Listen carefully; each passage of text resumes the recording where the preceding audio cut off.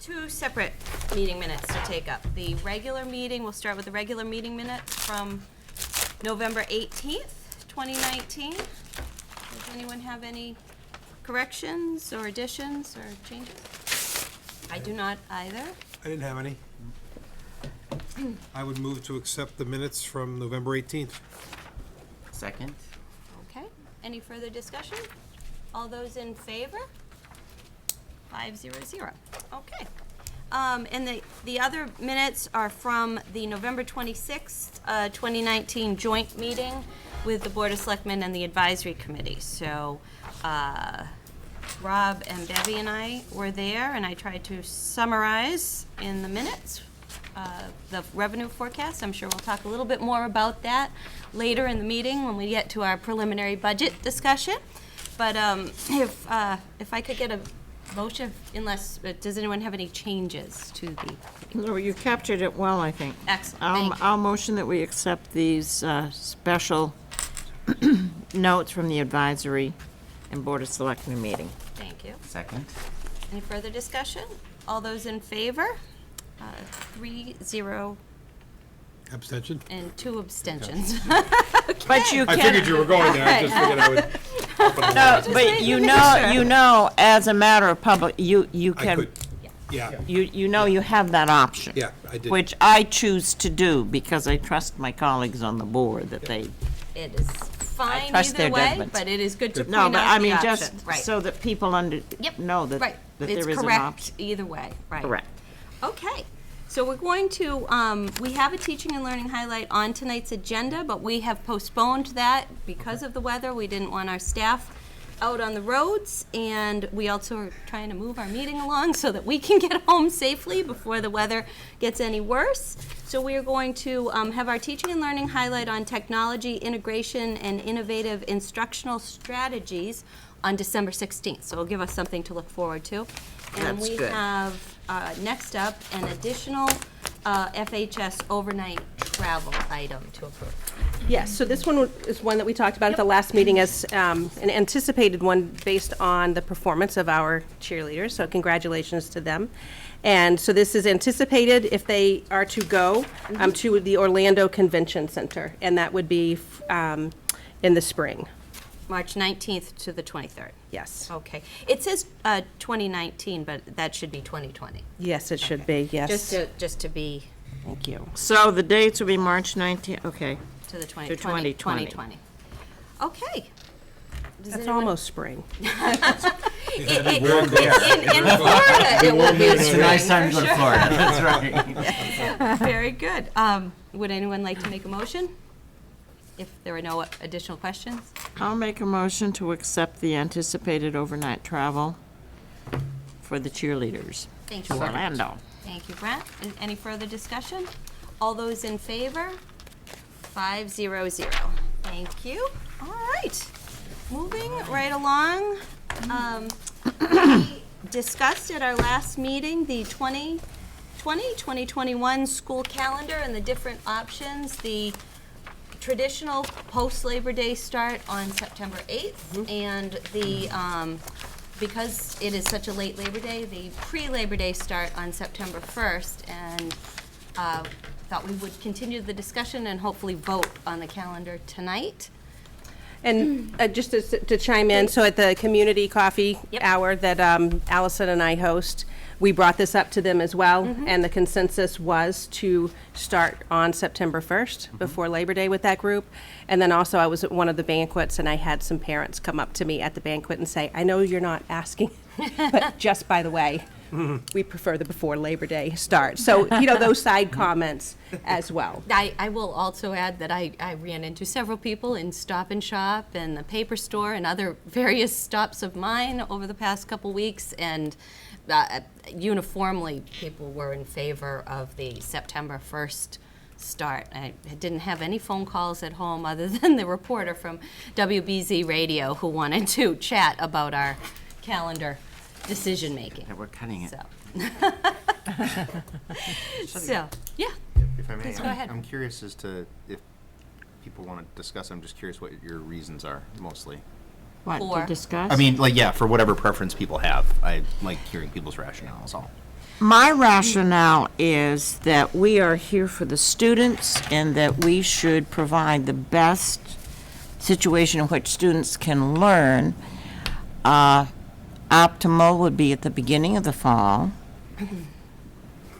Prior, we encourage so many people to stretch themselves and take AP. I mean, one example, all from sophomores on, our AP program has just expanded. They need that week of study, not They don't need it in not, June? no, they don't need it on a hot, suffocating day on the second floor of an un-air-conditioned high school building.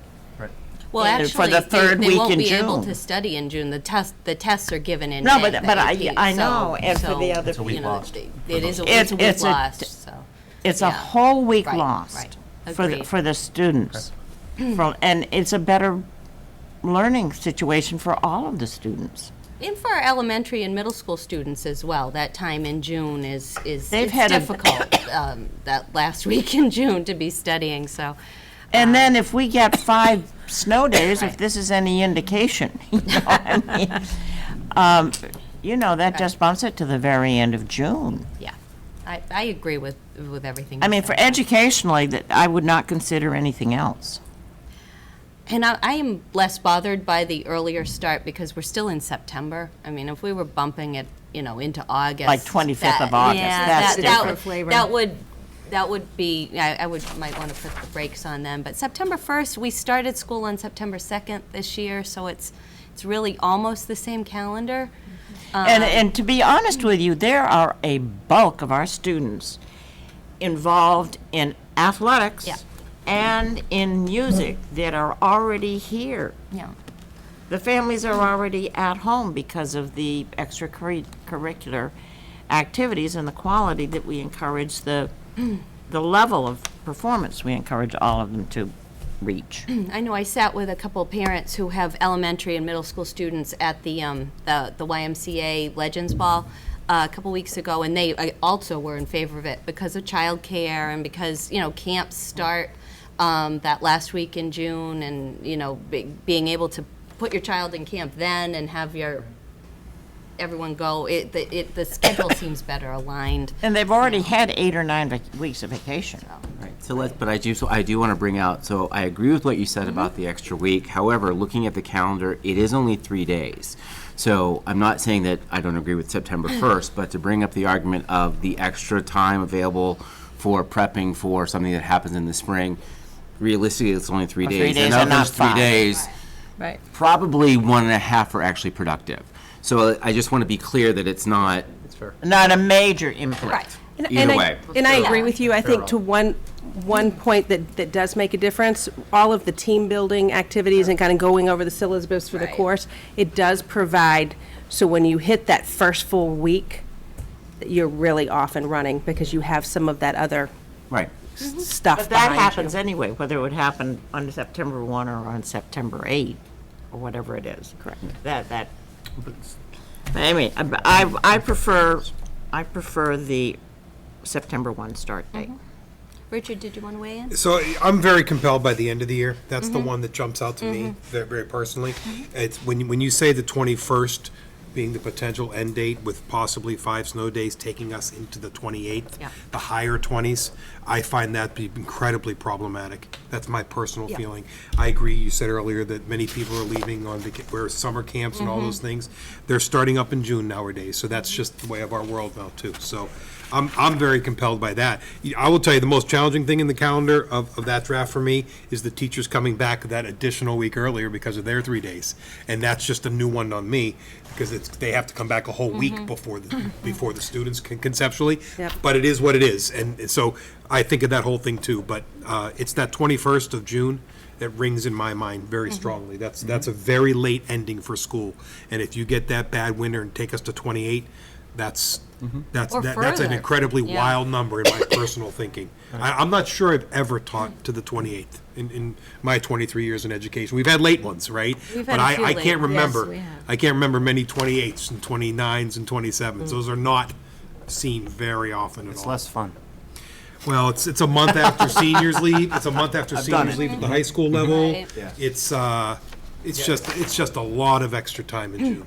It's just, not comfortable. So your point about the teachers, we have had talks with our teachers' union, and, Yep. you know, they're on board with this from Yes. what we were told at our last Correct. meeting, so. That was gonna be my question, Yeah. but you said last meeting, which I thought was very compelling as well. Yes. That was the thing that, having been a teacher, that was like, ooh, that's early. But you had assured us that the teachers are on board, and that was a convincing one for me. So if I thought the teachers were up and down on that, I think I might have been going a little bit No, nervous, Allison and I but- met with them, and they took it back to their executive board, and even felt confident right there at the table and saying, we know where they are, we don't even feel, we said, nope, still take it back to your e-board. Yeah, good. And so they did, but it didn't change. I what think their that's thought very was. strong support for that. So the teachers are all on board for their thing, and we got the end of the year, that's where I sit.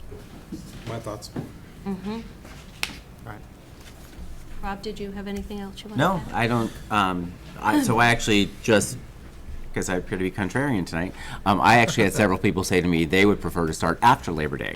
Well, that we're all different, so. Right, so it's just, not that I had people, Right. like, calling me up or emailing or anything, but the couple of people that had heard about it had said. But Was that just personal preference, did you gather from them? Okay. Yeah. just a person, because they tend to go away for Labor Day, I can think, and it's a matter of, Yeah. but I grew up, so I grew up in the South, so we started in the middle of August. Right there with you. And ended in the middle of May, so. Yeah, June off, so. We're talking June 21st, We yeah. are the only Right. section in the entire country that goes as late as we do in June. Oh, yeah. Everybody else a lot of them start right after August 15 in many, many parts We of the also have country. 2-week-long breaks. They do the week in March. Yeah, as opposed to the single week in March, which is more common. Right. Brent, did you have anything you wanted to add to the discussion? No, honestly, Just wanted to my hear what- opinions are in line with what I've heard a lot of people say regarding the earlier start. It's just, from personal experience with students and myself, it's nicer teaching than it is in late June. And whether or not it's actually hotter, it just feels hotter.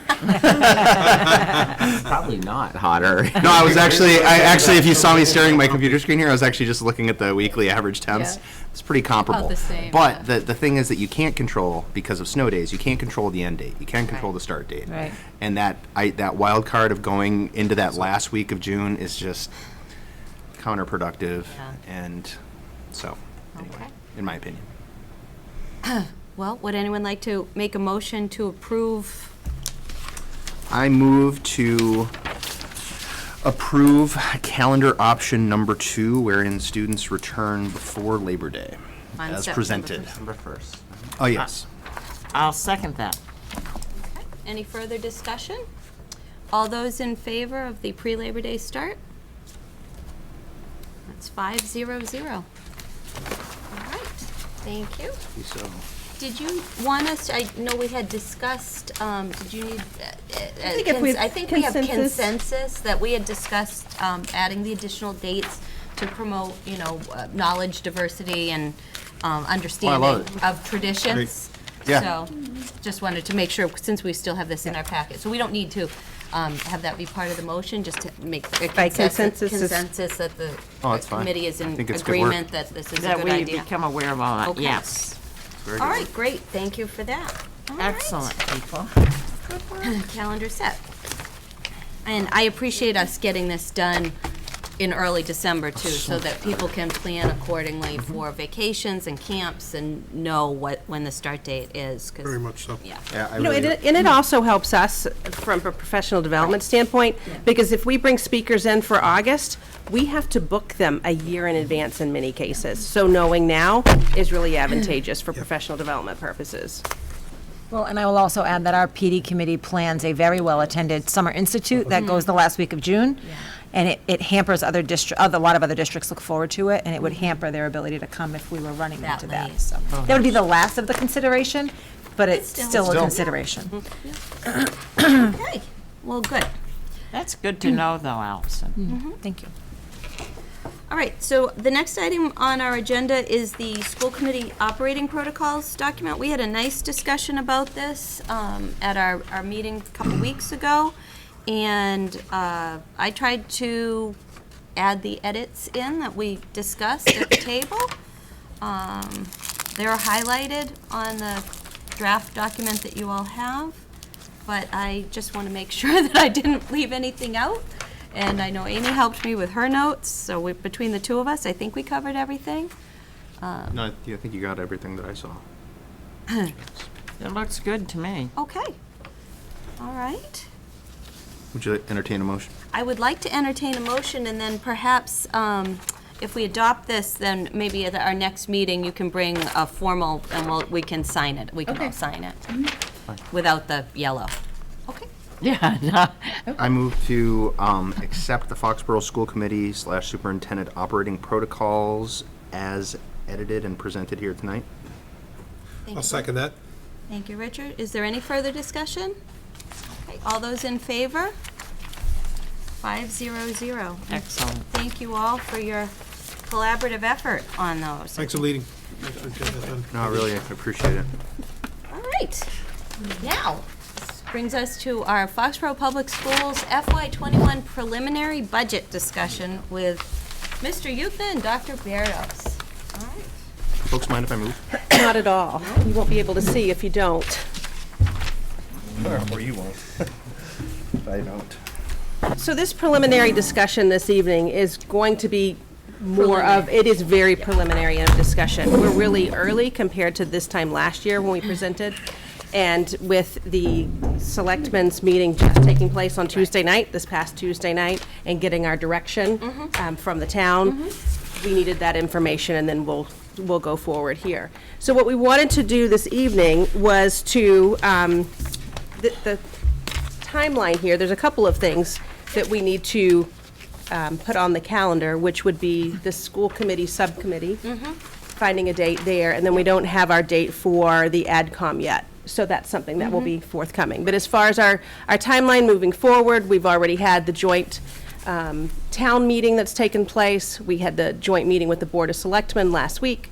And so here we are at our preliminary discussion with you. And so this is very preliminary. We are going to frame this in two different areas. It really comes down to what our thinking and what we're working on right now. And it's two things. It's enrollment and staffing that we're looking at, and then it's also looking at special education and some things that are taking place.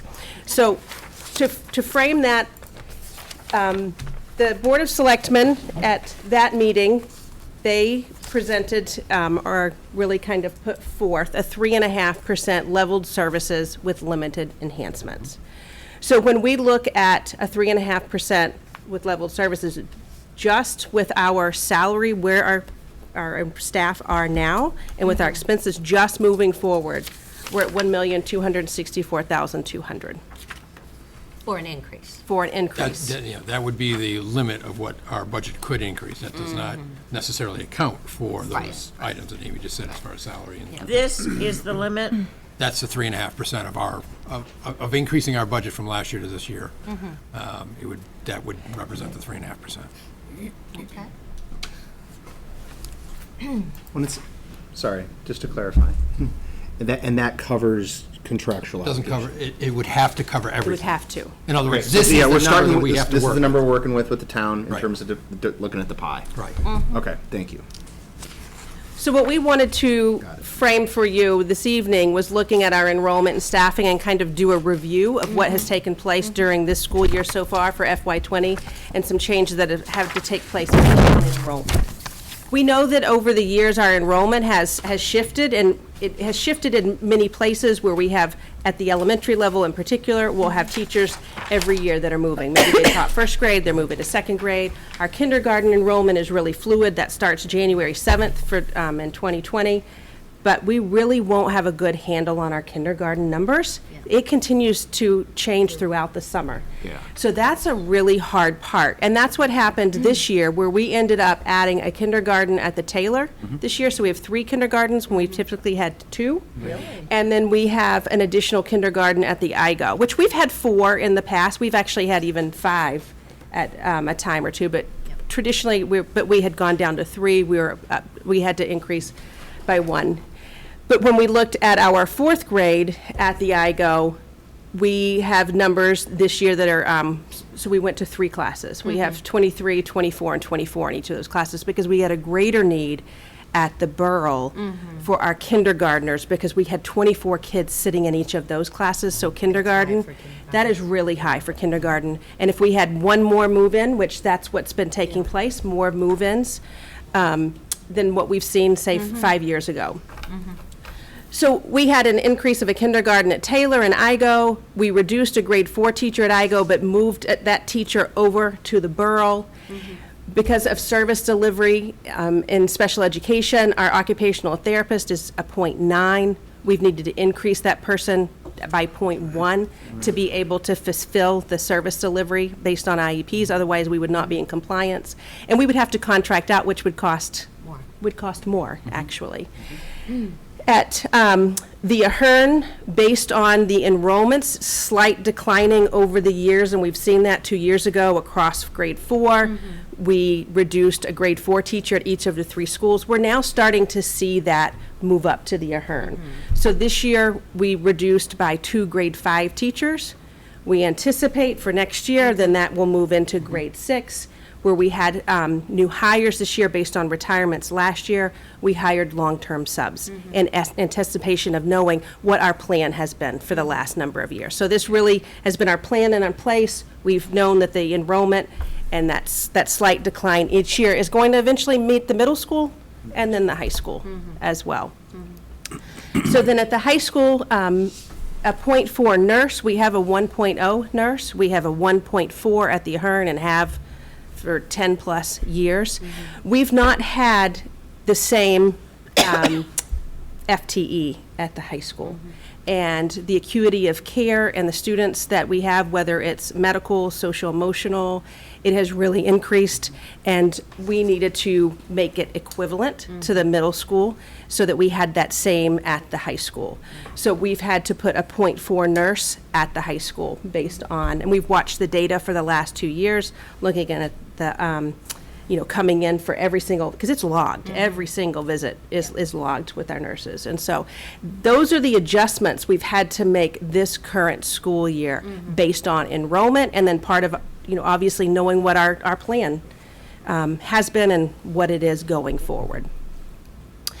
As we look for implications for next school year for FY21, we're really looking at those enrollment numbers. We're looking at every single school, every class, every course that's offered at the middle school, at the high school, and to see what adjustments will be necessary based, again, on that plan that we know the enrollment is slightly declining as it moves forward.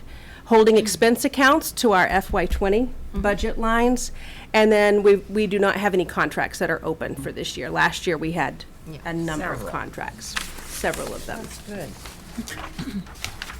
Bill, anything else to add as far as enrollment? And No, I think, again, as Amy started off with this is something we do on an annual basis. It's somewhat behind the scenes because, unfortunately, trying to project today for a kindergarten number that we don't even know yet because they haven't shown up to register, as well as what we know in classes that are moving. We have, we'll start the school year off, and by the end of the school year, we'll easily have 20 move-ins in every given year. The question is, where are they going to be? And how quick are they going to happen? So whether or not we can react from a teacher point of view or not. So I think the reality is this is just normal business for us, but obviously wanting to make sure you guys are alerted to the moves that we have to make as we go. As Amy said on the nurse, a lot of issues, but we have some heavy hitters with diabetes on the high school level that need to be monitored, especially around lunchtime, and having just one person there along with other children coming with needs and stuff like that is not always the safest thing, and that's why we had to make the decision to do what was safe for the district as well as the kids. And I think that's the move we made, and it seems to be paying off, but we didn't do it without getting a lot of data first. So we were tracking how many visits were coming and when they were coming, what were the priority hours, and again, by having a 0.4, we made sure that person was scheduled during the hours we would need them the most, and that has seemed to work. So But this is business as usual, and it's one of the issues of having over 450 employees, that you really have to be able to be somewhat nimble in making reactions, and some are positives and some are negatives as far as, staffing. What is the cutoff birth date to enroll in kindergarten? August 31st. March 31st, yeah. How old do you have to be by August? 5. You have to be 5 by August 31st. Right. 5 years ago, and you can talk, even you've been here longer than I have, and 5 to 7 years ago, our teachers weren't moving grade levels so much. And principals at first, they've been teaching, this grade, that's their grade, and, you get really familiar with a curriculum, and you don't teach it the same way every year. And so then if you're going to change grade levels, it was big conversations. It's asking for volunteers first to move. Now it's just, people understand, that's just every year, someone's going to be moving a grade based on the ebb and flow of those enrollment numbers. And as the curriculum director, I found that very distressing, because you pour so much PD into people but I was like, but what I've realized, and coming back from the teachers, is they've learned so much about the vertical articulation of the curriculum that's really benefited them as professionals and as team members, that even I've now relaxed about it, because it used to really bother me. Hidden benefit. Yeah, it was. Yeah, unexpected outcome. It's great. The second component that we wanted to talk about was special education, and looking at how our numbers have changed and what the implications are to our budget. So when we think about our in-district programs for our special education students, and then those students that are out-of-district placements, when we talk about move-ins, we've had a significant number of move-ins for students that move in and they are then placed in one of our programs. They may have come from a program that was close to out-of-district, and we have been able to build programs in-house to keep them in the district, because we know that that's ultimately what's best for students, if we can have a program that really meets their needs.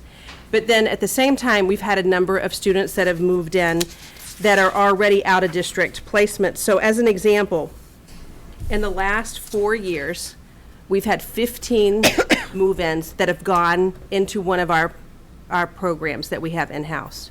And And when Amy says move-in, we mean move-in that are already in a school system with an IEP that's already targeted them with a need. So it's not a move-in that someone came in kindergarten and is moving up. We're talking about someone that could be coming in 3rd grade, 5th grade, whatever, but they're All already across- coming with their written IEPs. requirements that we have to obviously fulfill, as well as obviously maintain as we go forward. Sorry. No, and in those last 4 years, we've had 11 students that are already out of district placements move to Foxborough. And so then we pick that up and they continue in their out of district placement. But at the same time, whether they're moving into one of our programs, we're constantly looking to see when the time is at their, whether it's their annual meeting or their 3-year review, what's best for the student. Because it could be that maybe they were in a program that was out of district for their former district, but we're able to provide a program within district. So what you see there on that chart, our numbers going back to FY17. So when we look at our in-district programs, back in FY17, we had 67 students. As of next year, we already know the students that will age out at age 22, and then know, for instance, those that might be in pre-K that are going to be moving into one of our programs. So at this point in time, we're going to have a difference of 1 between, right now we have 87 students, and next year it's anticipated that we'll have 86, unless others move in that we're not aware of. The out-of-district placement numbers, so at FY17, we had 24 students, and then if we look forward to FY21, or currently this school year, we have 33 out-of-district placements, but we already know of students that are moving here that are out of district that haven't arrived in Foxborough yet. But they are coming. Yes. Yeah. They bought a house, they haven't moved in yet. That type of thing. I think this is one that you need to all have a heads up on, because it's impacting us this year. The reality is, right now, our out-of-district tuition budget is probably overspent by $400,000 to $500,000. And transportation's probably overspent by another $75,000 to $80,000. And so obviously what we're doing is making adjustments on our expense lines and everything else, to make this work. Now, we don't have to make up all that money, because right now we believe that the state has a program for districts that hit a wall, if you will, of going 25% over their previous year's out-of-district cost, in which you get additional funding from them in the year that you're working in to spend it that way. We will be filing for that at the end of February, beginning of March. Based on where we are very, very close, and to be honest with you, there's a couple of kids that are in evaluation right now that is likely going to happen. It's not something we're doing for this reason, but it's something that's going to happen no matter what. And that would obviously trigger us being able to get more money this year that will take up some of that payment from this year's budget. But it's something we're already feeling in FY20. And we have the list of kids. We track this on a monthly basis and review it on a monthly basis with each student. And as Amy said, we obviously feel that the best for all of our students is to be able to educate them within the district. But these are cases where we just do not have either the numbers to be able to create programs or the expertise for the program that needs to be involved for a child. And the ironic thing is, of the 33 that are outplaced now, very few are at the same place. So they're targeted to what their special need is, to what school that they're actually placed in. One of the key points to that is, in past years, we've had multiple that were residentially placed, meaning they stayed all the time, so we weren't transporting. This year, we only have one that's a residential placement, so 32 we transport every single day. The average cost of those 32 is somewhere between $25,000 and $27,000 a year for transportation alone.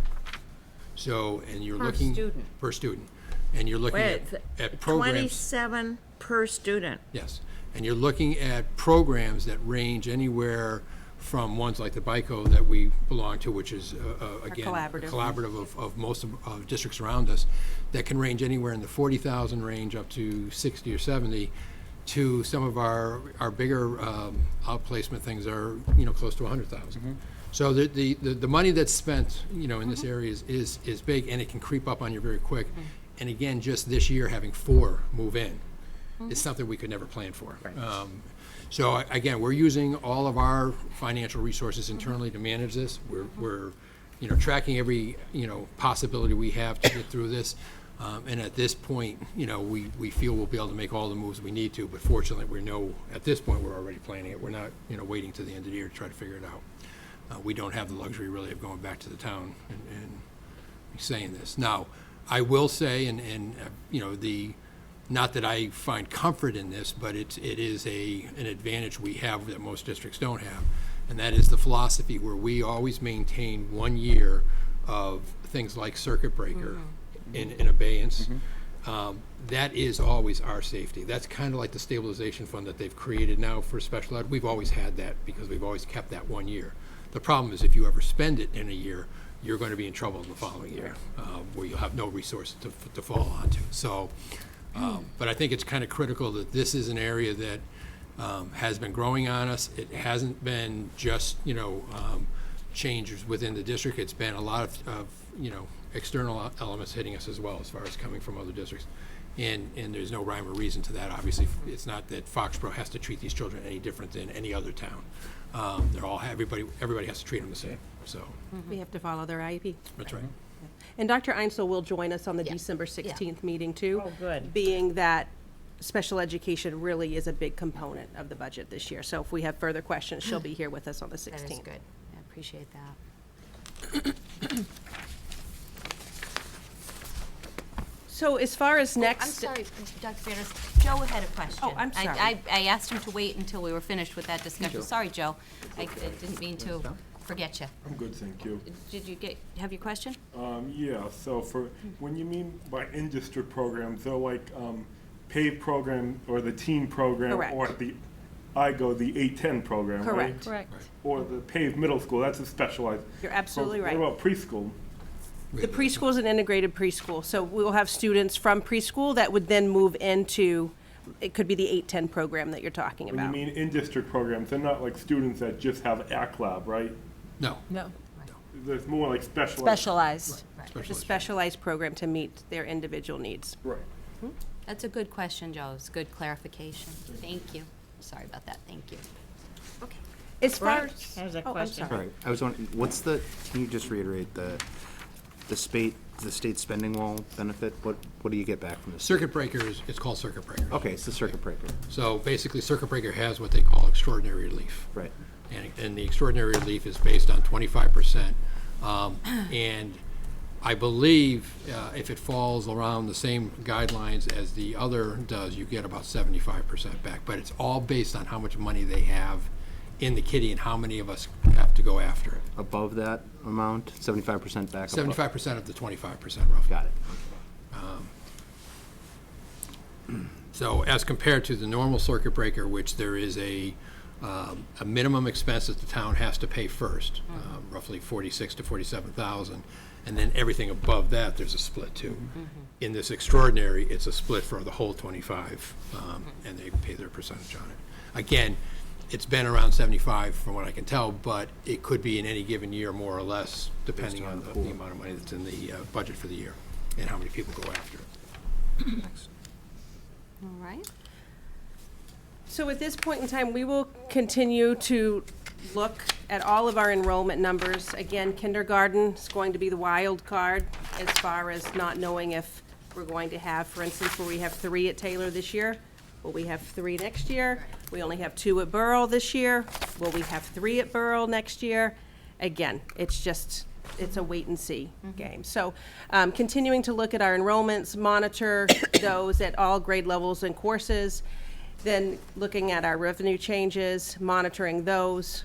On December 16th, we'll have a more in-depth review of the budget, and then at the January 27th meeting would be your action item as far as the vote.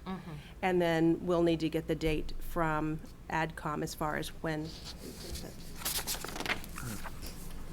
Any questions? Additional questions?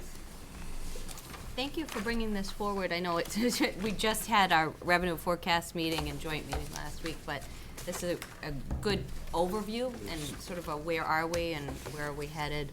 I think it was a valuable use of resources, so thank you for that.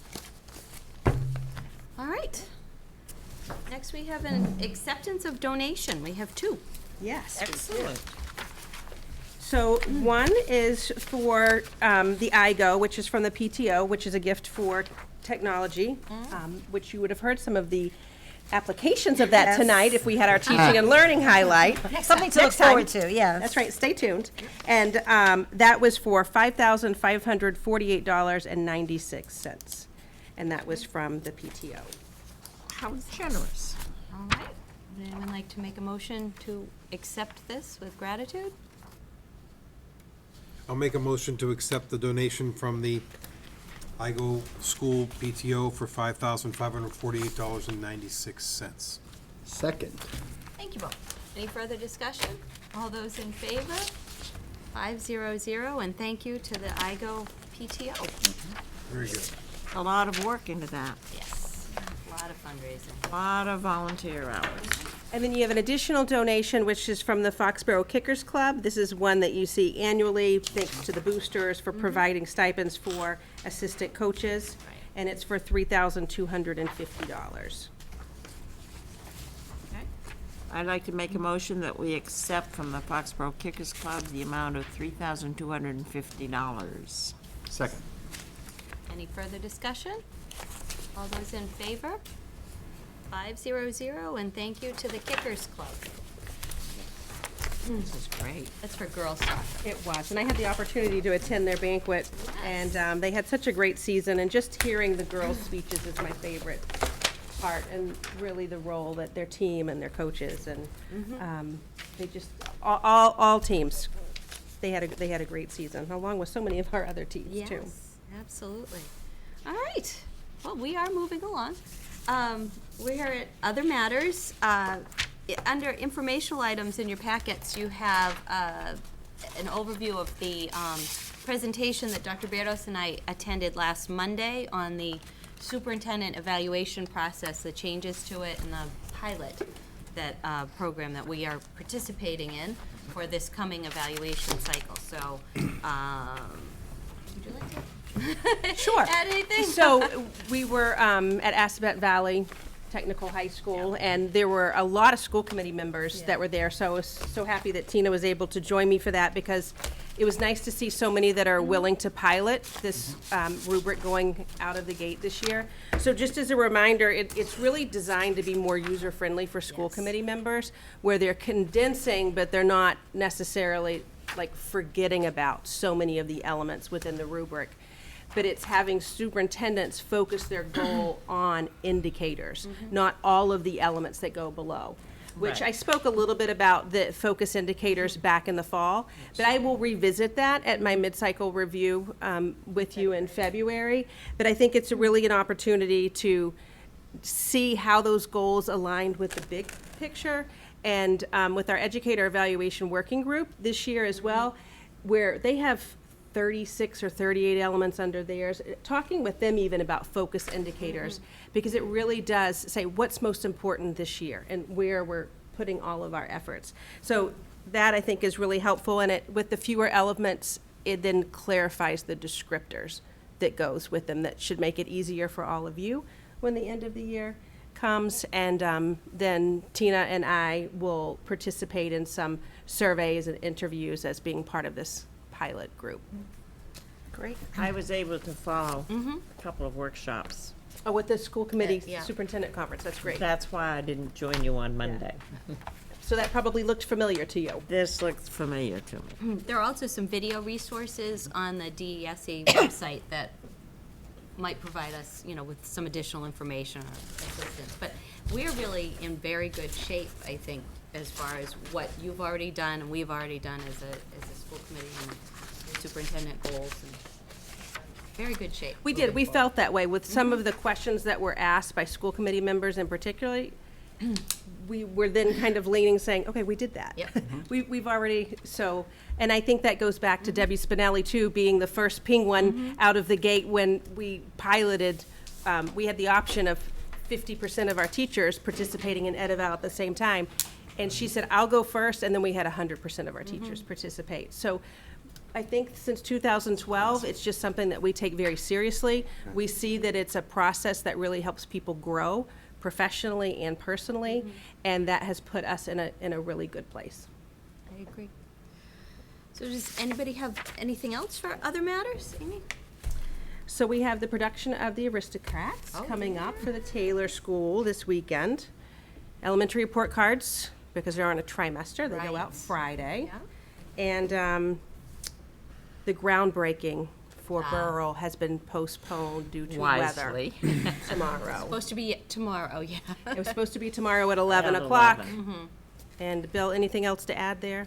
No, we have a meeting tomorrow morning, assuming we can all get to it, that we'll try to reschedule and figure out the best next date.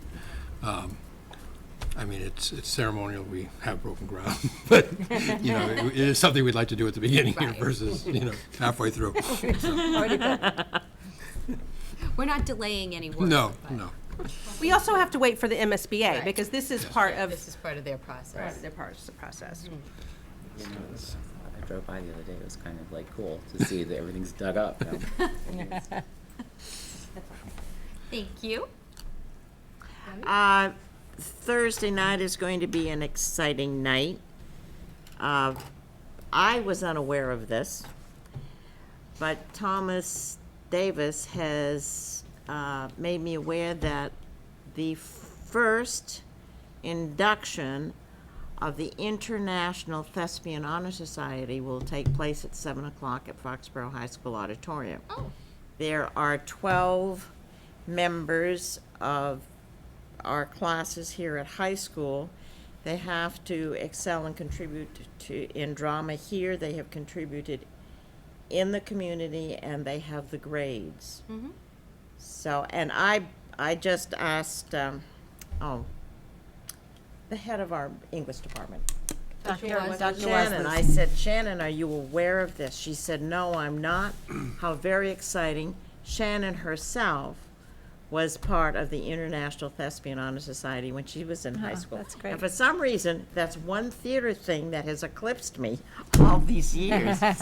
And it's going to be held in conjunction with the art Very good. induction of the Honor Society. So those two things are going Well, to happen congratulations this. to all of the new inductees. That's great. Right, I think that's exciting. Yes. But isn't there another little part to that that connects to you?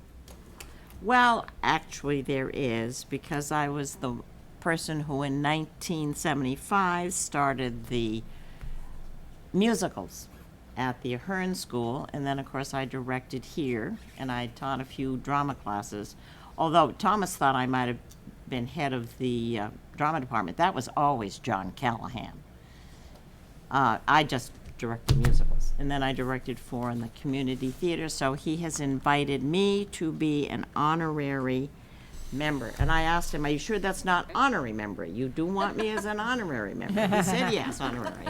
And the other person he has invited, who is as insatiable as I am about theater and young people and celebrating, is Mrs. Laura Canfield, will be the other honorary Sounds inductee. I wish I Yes. wasn't going to That be is away at a wonderful. conference. So, 7 o'clock. I excellent. think that's great. That is wonderful. That is great. But I cannot imagine living all those, and I didn't even know about it. See? You live and learn. Live and learn. That's fantastic. Anybody else for other matters? Allison? I will just share, just because it came up at school committee last time, that we had scheduled a phenomenal visit to Sandwich Public Schools to see Project Lead the Way tomorrow. Oh, no. Happening tomorrow. So we will start the process of rescheduling, which should be very fun. You don't want to drive through that? What? We had 5 teachers going, and yeah, No way. no. Well, good We have luck to think with of safety. rescheduling. Thank you. Yeah. Good. Anyone else? I had the pleasure of attending the BIT auction. Oh, good. My first, and it was just. Was it your first? I didn't know It that. was, yeah. I was always It's busy on that night, but it was an amazing event, and just I know all the it. work, that goes into Amazing. planning that. Yeah. Yes. It's phenomenal, Well, thank you and for the going. experience was great, and I'm so grateful to all the people who volunteer countless hours to It was great. put it on.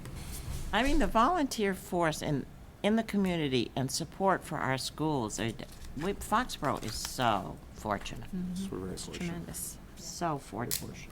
Well, it's my understanding the bit was a huge success. So Sure was. The people who ran it deserve a lot of praise. They do. Absolutely. It was fun. We had a good time. It always is. And you won a basket. I did. I bought a lot of tickets. And I just started putting them in. I bought a lot of tickets too, but I didn't win a basket. Bless you. All right. Well, if there's nothing further, I would entertain a motion to adjourn. So moved. So seconded? All those in favor of adjourning? 500. Good night, everybody. Well done.